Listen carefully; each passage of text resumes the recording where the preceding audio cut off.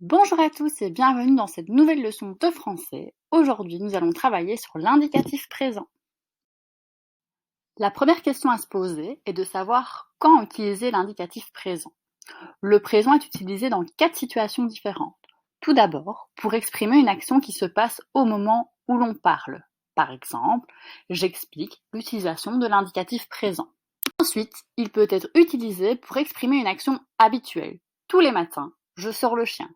Il peut également être utilisé pour exprimer un futur proche ou un passé récent. Par exemple, ma tante revient demain d'Italie.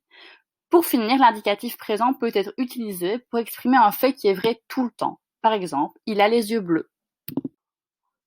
Maintenant que tu sais quand tu dois utiliser l'indicatif présent, il est temps de te demander comment conjuguer un verbe justement à l'indicatif présent. Pour conjuguer un verbe à l'indicatif présent, tu dois suivre 4 étapes. Tout d'abord, tu dois trouver à quel groupe appartient le verbe. Je te rappelle qu'il existe 3 groupes de verbes. Ensuite, tu dois isoler le radical du verbe.